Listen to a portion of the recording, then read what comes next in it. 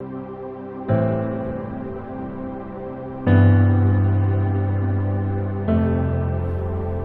tema da minha mensagem hoje é guerra à masculinidade. Olha o que vai dizer Efésios capítulo 5. Deixa aberto, eu já vou ler. Eu só olhar para cá antes. Os irmãos devem se lembrar que nas últimas semanas eu tenho falado como o modelo bíblico de família, de lar, de papéis do homem como da mulher tem sido a cada dia mais jogado para escanteio. E hoje eu vou mostrar mais uma vez que o modelo ao qual o Senhor instituiu para que as famílias funcionassem tem sido sucateado pela sociedade, e isso também tem entrado na igreja. Sim, o modelo de família não o bíblico, mas o secular é o que tem tomado conta de muitos lugares, de muitos púlpitos hoje em dia. E eu vou mostrar aqui para você inúmeros conceitos de que ideias que você professa, que você crê, que você talvez aprenda durante toda uma vida, não procedem da Escritura. Mais uma vez, os irmãos devem se lembrar que nas últimas semanas eu falei, por exemplo, sobre um cristão poder se defender usando uma arma de fogo, o que para muitos crentes é uma aberração. Onde já se viu? Nosso Deus é um Deus do amor. A nossa arma é a palavra, é a oração. E mesmo eu explicando o texto grego, hebraico, mostrando tudo, eles não entendem. Nós temos que amar os bandidos. Eu disse assim, né? Não, há pessoas que você só consegue parar com uma força igual ou maior. Vamos amar, mas vamos defender aquilo que é nosso, em se tratando de família, com toda a nossa força.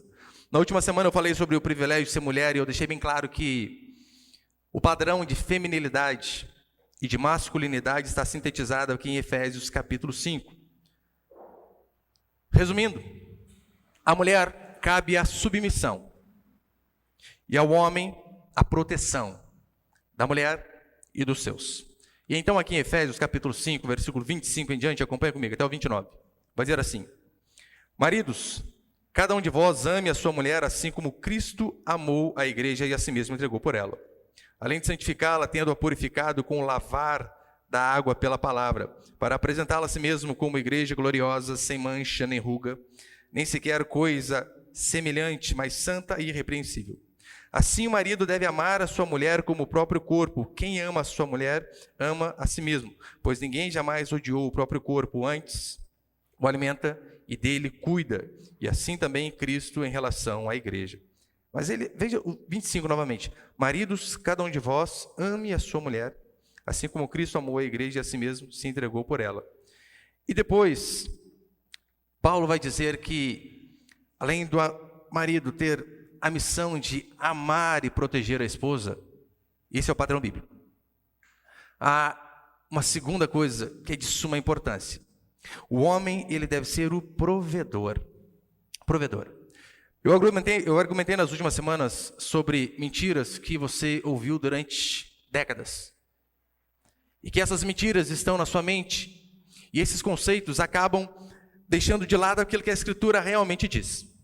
Por exemplo, nós aprendemos uma vida inteira de que a mulher sempre foi oprimida, de que o homem sempre foi o malvado. E eu mostrei na última semana que isso é uma mentira. Dei inúmeros exemplos históricos, mas para mim um exemplo bíblico é o suficiente. Eu citei o livro de Juízes, onde diz a Escritura que a esposa de um levita, ela foi estuprada e depois morta. Por conta de uma mulher, este homem vai e fala às pessoas de sua cidade. E então há uma guerra civil. E por conta da morte de uma mulher, 65 mil homens morrem. Simplesmente para defender a honra de uma única mulher. E você vai ver que, historicamente, foi sempre assim que aconteceu. Os homens protegiam e proviam tudo que as mulheres precisavam. Só que você ouve mentiras uma vida toda. E então, sabe o que normalmente você pensa? Um sentimento que faz parte de você sem você perceber? Ódio à masculinidade. Oh, sim. Já ouviu aquela palavrinha do momento? Masculinidade tóxica? Sim. Nós vamos ouvindo mentiras e mentiras e mentiras e criamos repulsa à liderança masculina.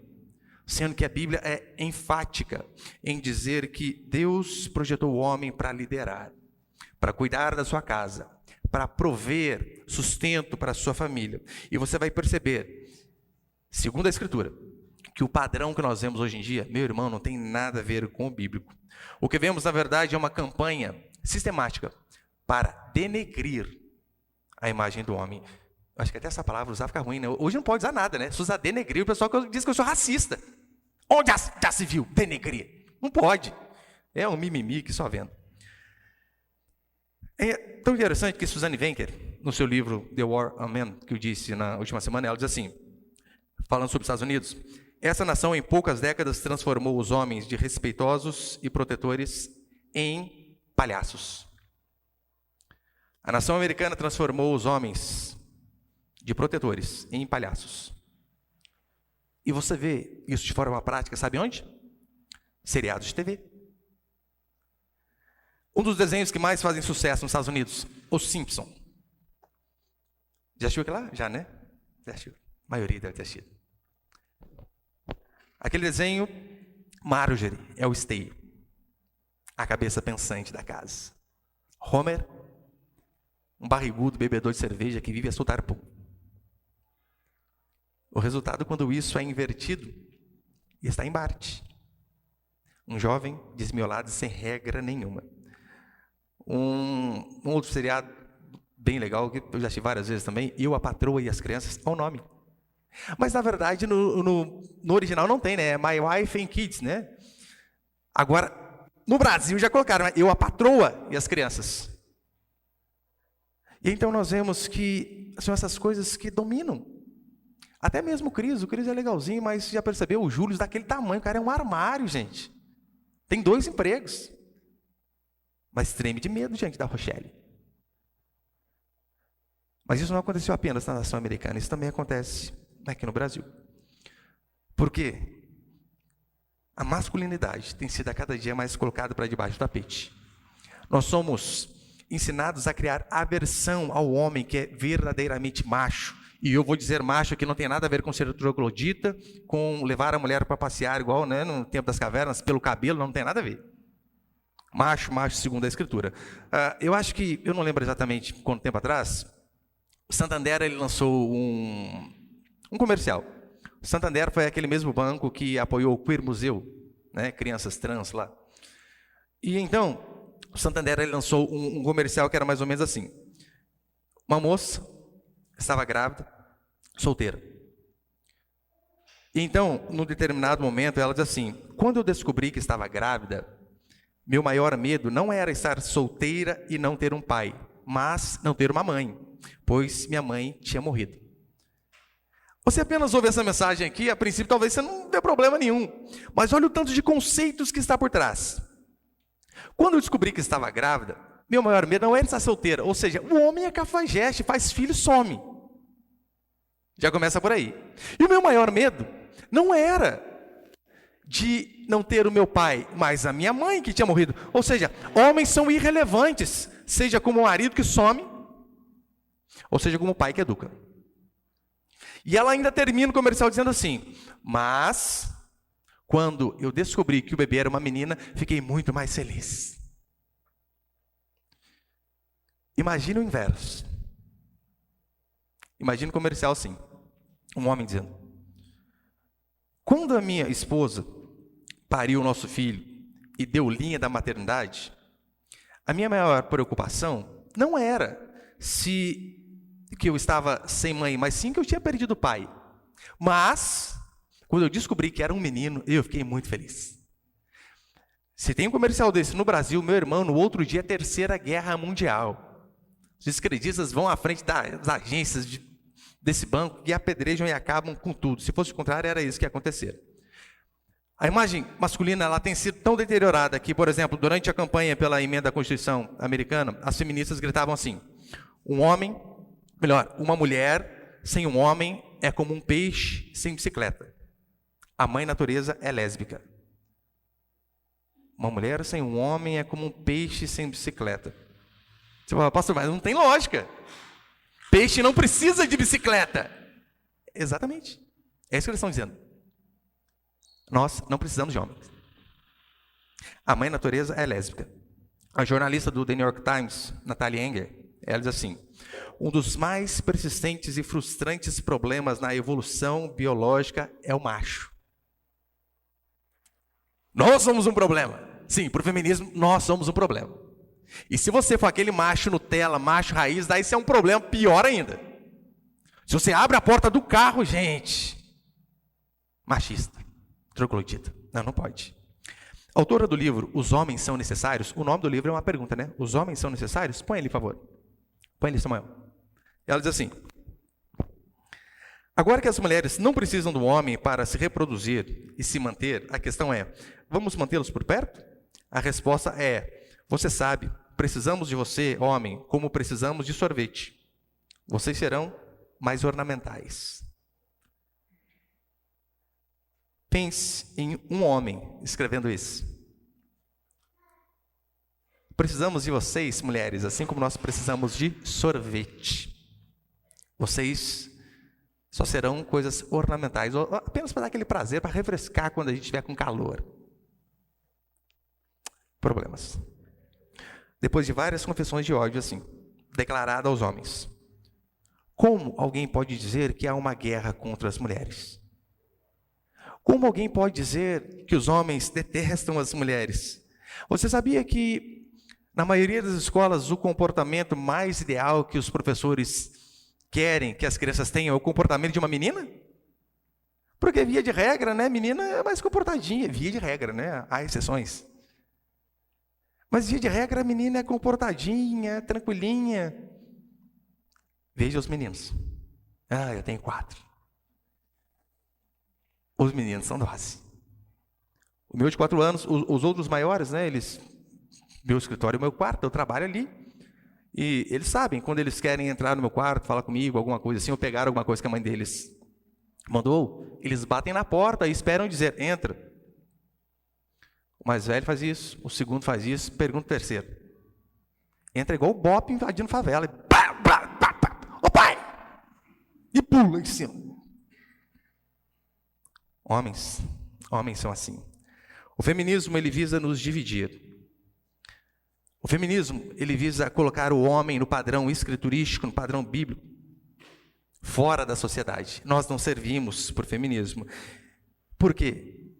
Porque nós temos que proteger a mulher, é o que diz Efésios. Então, como eles não querem que nós venhamos a proteger as nossas mulheres, sabe o que eles fazem? Eles dizem, o Estado protege. Nós protegemos. Os pais não precisam cuidar dos filhos. Nós, o Estado, cuidamos. Que jeito? Creche. De preferência integral, né? De manhã e à tarde. Nós sustentamos vocês, mulheres. Nós, o Estado, sabe de que maneira? Nós pagamos para vocês salário maternidade. Nós fazemos vocês aposentarem mais cedo. Nós vamos cuidar de vocês. Vocês não precisam mais de homens. Nós não conseguimos perceber esses conceitos entrando em nossa mente. E é claro, eles fazem isso cobrando a cada dia mais impostos de mim, de você. E quais as consequências disso? Né? Eu vou ser bem rápido hoje. Quero passar apenas 3 princípios. Põe ali o primeiro, por favor.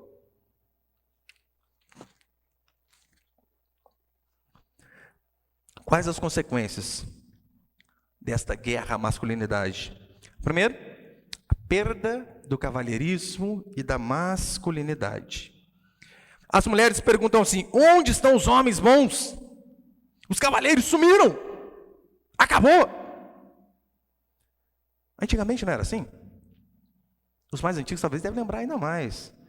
Se os homens estavam sentados, passava uma mulher, eles levantavam. No ônibus, era impossível de se pensar uma mulher de pé segurando aquele, não sei como que chama aquele ferro ali, né? Aquele corrimão do lado de cima, e um homem sentado. Impossível! Não precisava nem estar grávida. Chegou uma mulher, senta. Nós ficamos de pé. Só que elas dizem, onde estão os homens, os cavalheiros? Ora, vocês gritaram, não precisamos de vocês. Eles ouviram, foram embora. Os homens sempre foram respeitosos e temerosos para com as mulheres. Só que por conta do feminismo, este cavalheirismo foi embora.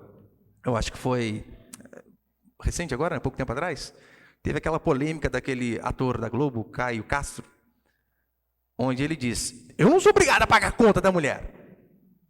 Levar para comer pizza, sim, mas eu ser obrigado a pagar a conta, não. Tem que rachar se quiser. Isso era impensável antes. Você convidar, né, A pretendente para jantar, comer pizza, fazer alguma coisa. Ó, seguinte, deu 102, vamos repartir aí. 51 para cada. Se você fizesse isso, a mulher ia embora, nunca mais olhar na sua cara. Mas hoje temos isso por quê? Por conta do feminismo.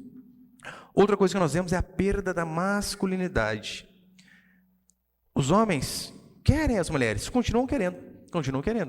Só que as mulheres, elas não querem mais esse tipo de homem bíblico aqui. Provedor, protetor, que sustenta. Eles não querem. Só que como os homens continuam querendo as mulheres dizem assim, se for nesse padrão de macho alfa, que lidera, que protege, nós não queremos. Queremos um homem mais sensível. Queremos um homem aí que troca a fralda e lava a louça. Quando eu digo troca a fralda e lava a louça, né, é apenas como figura, né? Nada contra fazer, não. Mas elas querem aquele homem que, olha, não precisa ser rústico. Não. Esse homem macho, mas não precisamos disso. Para quê? Querer ser igual a esses homens da Bíblia aqui? Sustentar a mulher? Não. Ser provedor, protetor? Não precisa.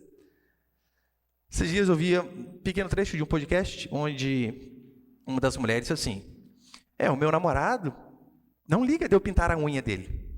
Não liga. E nós já combinamos. Se tivermos filho, o nosso filho vai pintar a unha sim.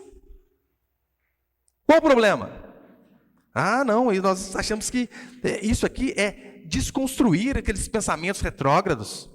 Se eu não me engano, no podcast estava aquela Giovanna Eubank, não sei se é assim que pronuncia o nome dela. Então ela disse assim, olha, um homem padrão que nós vemos para a sociedade hoje, sabe quem é? Vitão. Você sabe quem é o Vitão? Não. Vitão. O Vitão veio desconstruir os padrões. Vitão talvez foi aí o pilar ali da separação daquele humorista Whindersson Nunes. Ela disse que o Vitão veio, na verdade, desconstruir os padrões. Põe ali para frente, por favor. Pode pôr.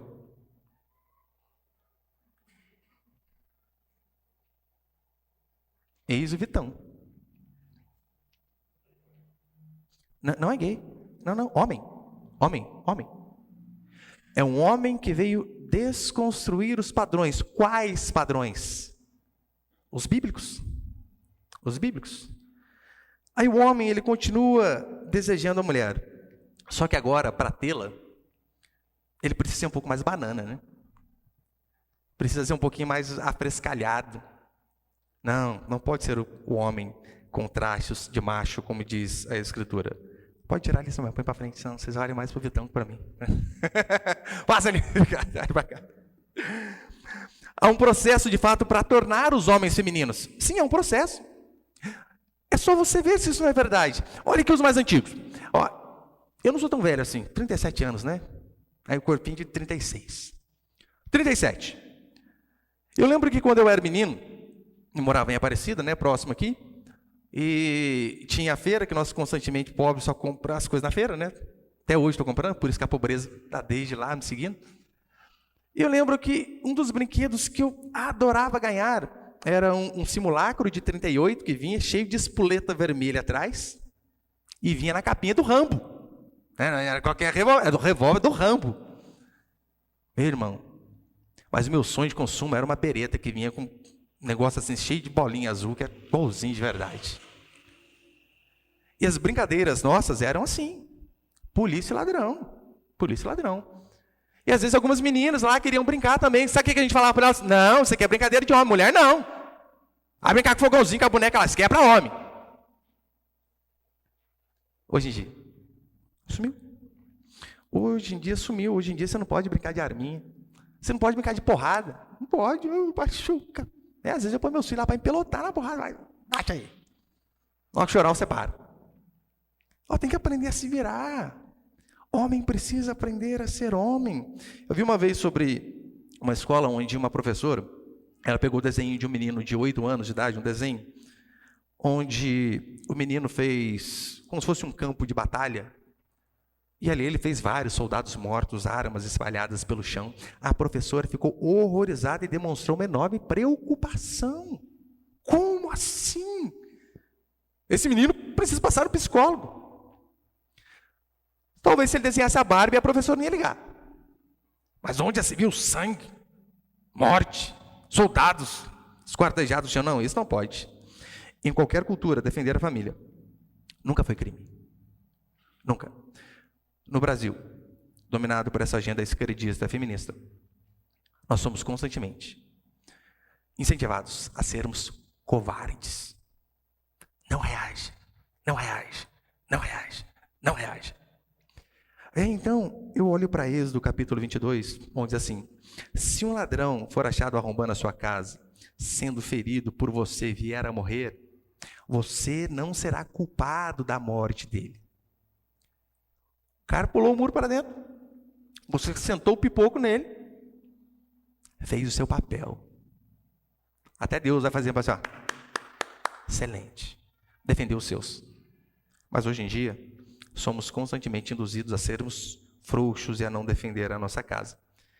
E casas onde mulheres não lideram, pode ver, via de regra, estão em comédia. Por quê? Porque isso é uma piada. O homem precisa governar a casa. O tanto de igrejas hoje que nós vemos pastores femininos que eu digo, não no sentido daquela calça justa, né? Tipo Zezé de Camargo, balada vácuo, não com uma maquiagem igual do Vitão, não. Femininos no sentido de não terem coragem de confrontar quando é necessário. Pastores que não têm coragem de dizer assim: aqui não. Aqui é assim que funciona. Ah, não, isso tem se perdido, infelizmente. Não combatem. Não combatem. Sendo que isso é algo característico de homens. Precisamos ser assim. Segundo, põe ele, por favor. Segunda coisa que nós vemos: divórcio e brigas entre os sexos. Fique esperto aí, Samuel, por favor. Olha para cá. Você sabe, né? As feministas, elas pregam o empoderamento. O que é o empoderamento? Na verdade, a mulher ser independente do homem. É isso que elas dizem. Não precisamos de homem. Por isso, elas fazem de tudo. Elas chegam a dizer que não há diferença nenhuma entre homem e mulher, exceto os seus órgãos genitais. Tirando isso, somos extremamente iguais. Ou seja, diferenças físicas, emocionais, cognitivas. Aquilo que você pensa, a forma como você pensa. Que as coisas existem, esses conceitos aí não passam de conceitos sociais, foram colocados na sua mente. Foram colocados na sua mente. Isso é mentira? Claro que é mentira. Algumas mulheres chegam, feministas, óbvio, né, chegam ao absurdo de dizer, sabe o quê? Nós, os homens, só somos mais fortes fisicamente porque nós privamos as mulheres do local de trabalho e deixamos ela em casa com as crianças. Por isso, eles se desenvolveram mais fisicamente e as mulheres não. Gente, que absurdo. Absurdo. Mas será que realmente não há diferença entre homem e mulher? Eu digo fisicamente, biologicamente, emocionalmente. Será que não? Olha o que 1 Pedro vai dizer. Põe ali. 1 Pedro 3,7. Maridos, vós igualmente vivei a vida comum do lar, com discernimento, e tendo consideração para com a vossa mulher como parte forte igual a você. Tratai-a com dignidade. É isso? Não, não é, né? A mulher do Belo talvez seria, né? Mas o normal não. Olha o que ele diz: maridos, vós igualmente vivei a vida comum do lar com discernimento e tendo consideração para com a vossa mulher como parte mais frágil. Tratai-a com dignidade, porque sois juntamente herdeiros da mesma graça. Mulher como parte mais frágil. Ou a Bíblia está certa, ou o feminismo está certo. As duas coisas não dá. Ou você é cristão ou você é feminista. Não tem como juntar essas duas coisas. Porque um fala o contrário do outro. O feminismo, na verdade, ele tenta transformar a mulher em tudo que ela não é, em tudo que Deus não planejou. O que a mulher não pode fazer? Vamos dizer, acho que foi semana passada, eu coloquei aqui a foto da Rose repitadeira, né? We can do it, sim, nós podemos fazer isso. É que não é o padrão de mulher, queridos. Graças a Deus, mulher não é daquele jeito, né? Pode ver, ai, gente. A mão da gente, às vezes, é cheia de calo, né? Às vezes a esposa passa a mão na gente, ai, tão lisinho, tão gostoso. Agora imagina sua mão cheia de calo, da mulher cheia de calo. Você encosta a perna na perna da mulher, a sua peluda dela igual. Deus me livre. 2 sovacos cabeludos, não dá. Basta o nosso, não dá. A Bíblia, ela fala que o homem e a mulher, eles são iguais em valor. Sim, diante de Deus, temos o mesmo valor. Homem, mulher, negro, branco. Não importa, classe social, dinheiro, não importa.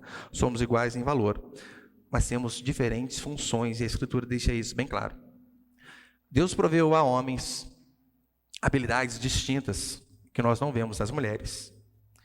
E proveu nas mulheres habilidades distintas que nós não vemos nos homens. Porque há um complemento. Você pode ver, às vezes, o homem consegue carregar lá um saco de cimento de 50 quilos. É 50, né, João? Tem saco de cimento? É, né? 50 quilos. Academia, o cara bomba no supino lá. Daí você dá o bebezinho de 5 quilos no colo dele, ele não fica 15 minutos. Olha, mulher, pendura o menino com a perna atravessada aqui, ó. É o dia inteiro fazendo serviço com uma mão e com a criança do lado. Como assim? O dia inteiro.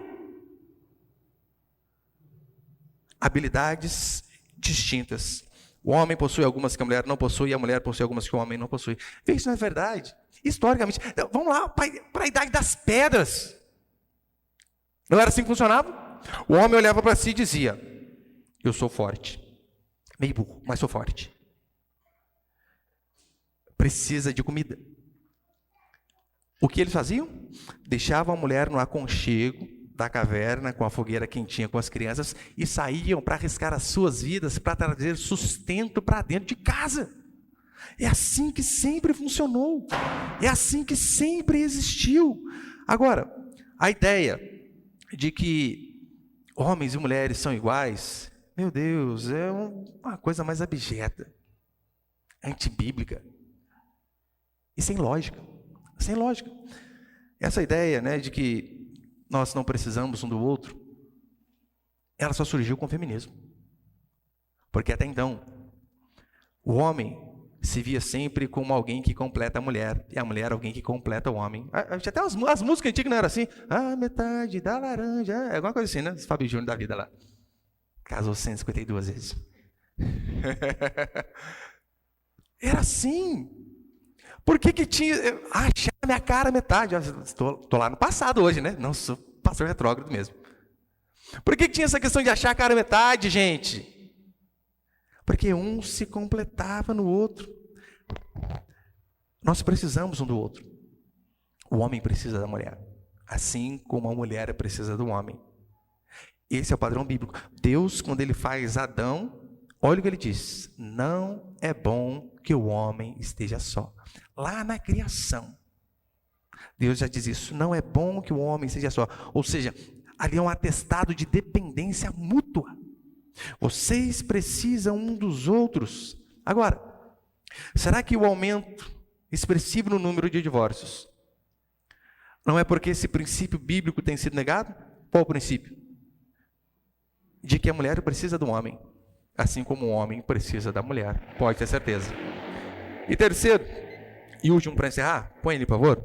Agora que eu comecei o tempo, irmãos. Terceiro, repulsa a liderança e proteção masculina. Nós lemos aqui que o homem é o provedor. E por que o homem é o provedor? Porque você, minha querida irmã, você que é mulher, você não pode criar os seus filhos pequenos e trabalhar de forma integral fora de casa. Como você vai criá-los? Como você vai dar educação a eles? Se você fica o dia inteiro fora de casa. Pastor, mas espera lá, a mulher de Provérbios trabalhava. É verdade, trabalhava muito. Leia Provérbios 31, trabalhava demais. Só que não diz em nenhum momento que ela trabalhava das 6 da manhã às 6 da tarde, longe da sua casa. Não, ela estava ali, tarefando as servas. Próximo. Junto com o filho, junto com a filha. Porque há trabalhos que são incompatíveis com a missão de mãe. Incompatível.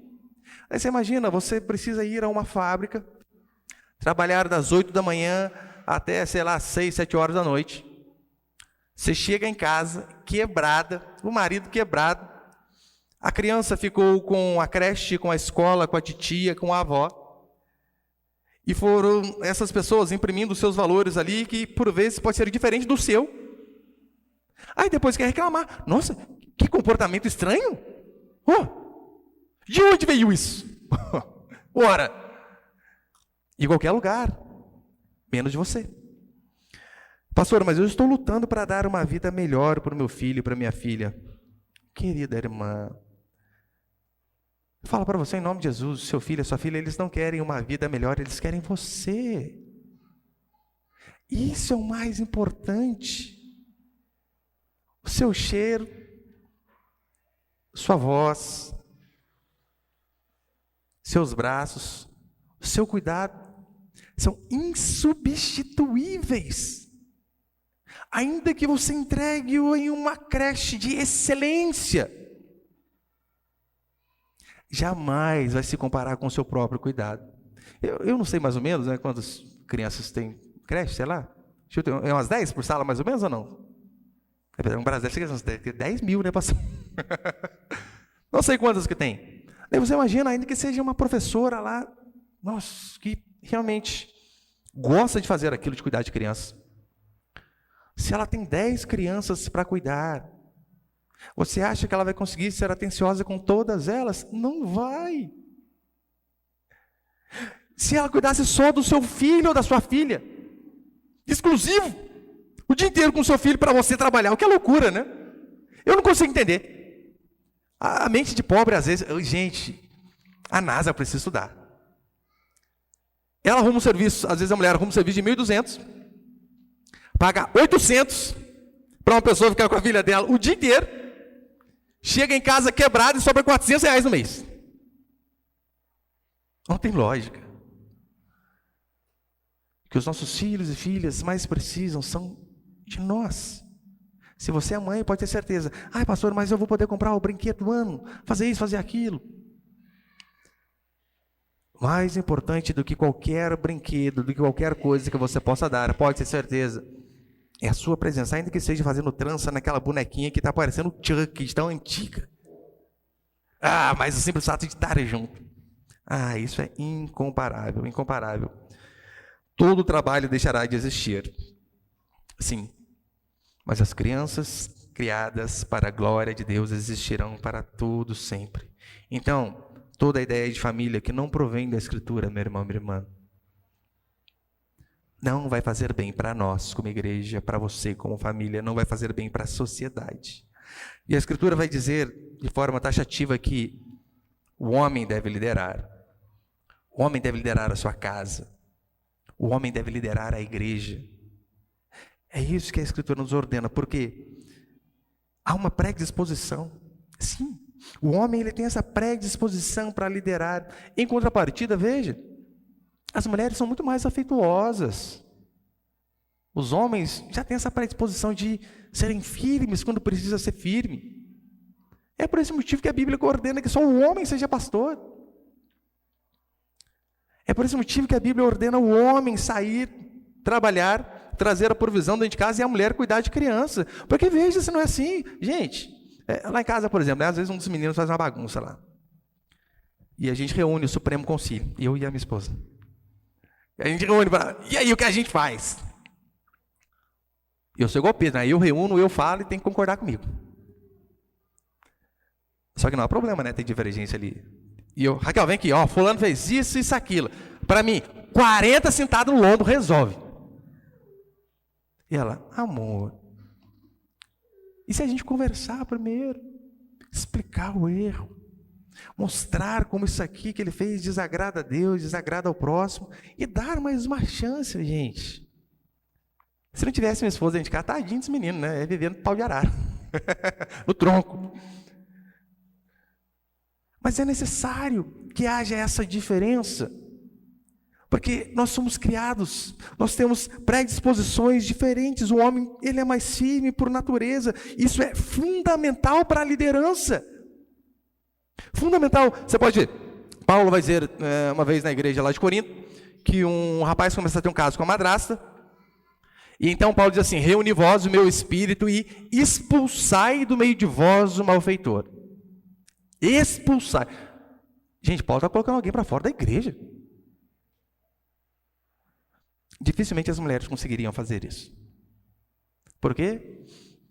Isso não faz parte da natureza delas. Olha, eu, ao longo desses 17 anos na igreja, eu já aconselhei tudo que é tipo de gente. Tudo que é tipo de problema que você imagina. Vários. Eu já aconselhei famílias assim. Ora, seu filho, você deu 1, 2, 3, 4 chances. Você agora precisa colocá-lo para fora de casa. Coloque-o para fora. Deixe que ele arque com os seus custos. Se ele quer viver dessa maneira, ele que gaste o seu próprio dinheiro, ele que se vire. Mas você não pode deixá-lo dentro de casa vivendo dessa maneira. Sabe por quê? Porque senão você vai estragar os outros. Você vai dizer, pastor, isso aí não é amor. Óbvio que é. Amor pelos outros, porque várias chances foi dado a esse aqui. Ele não fez.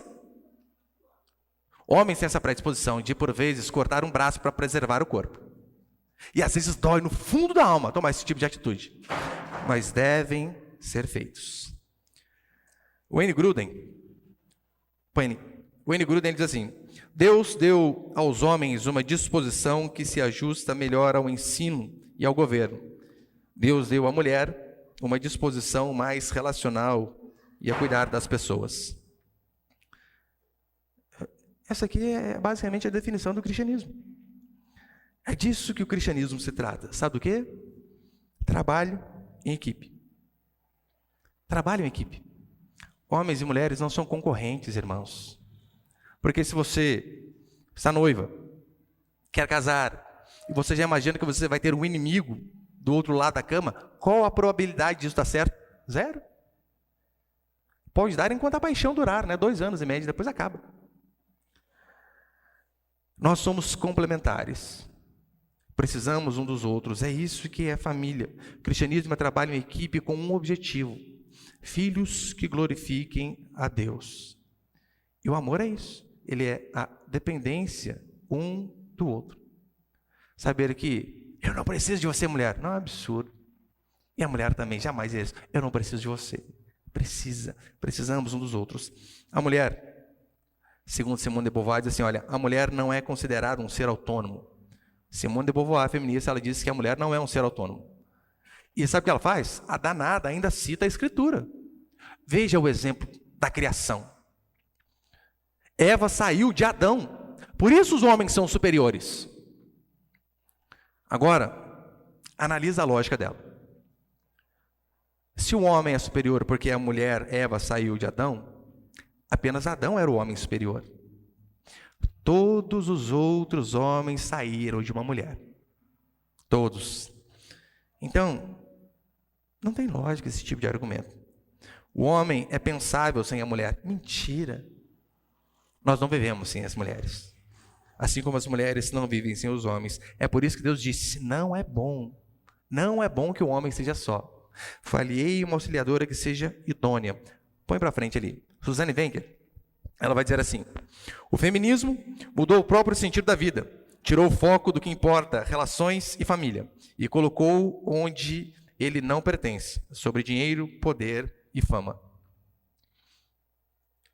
O feminismo fez exatamente isso. Tirou o foco daquilo que é importante. Famílias. E colocou dinheiro, poder, fama. Igrejas e famílias são destruídas. Sabe por quê? Porque homens, por vezes, não são homens. Não exercem o papel de liderança. E a Bíblia diz que assim deve ser. O cristão, ele não vê, a mulher cristã, ela não vê a submissão como um rebaixamento. Não. O cristão por si só, ele anela, ele anseia por ser submisso à vontade do seu Deus. Mas hoje, as mulheres, infelizmente, hoje as mulheres acreditam que apertar uma porca fora de casa no trabalho, apertar uma porca fora de casa é algo significativo. Trocar uma fralda em casa, oh Deus, não tem significado nenhum. As mulheres acreditam que você sair de casa e obedecer a um patrão é orgulho. Você ficar em casa e se submeter ao marido é vergonha. As mulheres acreditam que cuidar de uma casa onde ela é dona, irmãs, você tem que se orgulhar. O que você é? Dona de casa. Olha aí, gente, dona. Mas as mulheres hoje em dia, até muitas cristãs, elas de fato acreditam que cuidar da casa onde ela é dona é escravidão. Mas cuidar, limpar a casa de outro, banheiro de outro, isso é liberdade. Se Deus ele nos criou com um objetivo, toda vez que nós trocamos esses papéis, vamos escolher desgraça no casamento. E talvez quem colha mais consequências terríveis dessa troca de valores, sabe quem é? Filhos. Sim, filhos. Por mais que às vezes pareça que não, mas eles são os que mais colhem. Mais colhem. Eu, durante todo esse tempo que eu tenho de cristianismo, quantas vezes eu vi esses papéis invertidos, onde a cabeça era mulher. E quando eu digo que a cabeça é mulher, eu não estou dizendo que o homem tem que falar mais, que o homem tem que decidir tudo. Não. Tem muita coisa que eu terceirizo. A minha esposa fala, o que eu faço agora? Não, decide aí, depois você só me avisa. Aí eu ficar com dor de cabeça, decidir picuinha, é ruim, hein? Resolve aí, depois só me avisa. Ser cabeça não quer dizer que a mulher não pode falar e que o homem tem que ser sempre o troglodita. Quem manda sou eu! Não, não é isso. Às vezes podemos ser mansos, como Moisés. Mansos, mas firmes. Moisés não falava esbravejando. Não falava aos berros. Nem dizia, aqui quem manda sou eu. Mas a Bíblia diz que ele era alguém muito manso. Só que firme, quando precisava ser firme. Só para terminar, lembra aquele exemplo onde ele sobe ao monte para receber a lei? Ele diz assim, Arão, cuida do povo, eu vou. Então diz a Escritura que o povo ficou ali, na cabeça de Arão. Arão, Moisés não volta, Moisés não volta, Moisés não volta. Arão, faz uns bezerros de ouro para mim aí. Esse Moisés acabou, esqueceu, uma semana, 2, 4, cadê Moisés? Diz a Escritura que Arão deixou o povo à solta. Esse é o termo, frouxo. Se Arão fosse firme ali na igreja dele, gente, ele ia perder mesmo, claro que ia. Você imagina o povo dizendo, assim tem que fazer aí, Arão, Arão, faz desse jeito para nós aqui. Se Arão falasse assim, não, Moisés falou que não, imagem aqui não, esse tipo de coisa aqui não. Se Arão fosse firme, assim, ele perderia membros na igreja, perderia. Sabe o que Arão fez? Foi frouxo. Arão deixou o povo à solta. Diz a Escritura que Moisés, muito manso, desce do monte, furioso, quebra a pedra que Deus tinha escrito no mandamento. Repreende o povo. E diz assim, matem os seus próprios irmãos. E nisso os levitas, se prontificam a fazer isso. Naquele dia, mais de 3.000 pessoas morreram. 3.000 pessoas.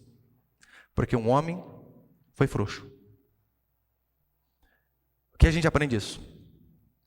As perdas por ser firme sempre serão menores do que as perdas por ser um banana, por afrouxar as coisas, por ter medo de confrontar.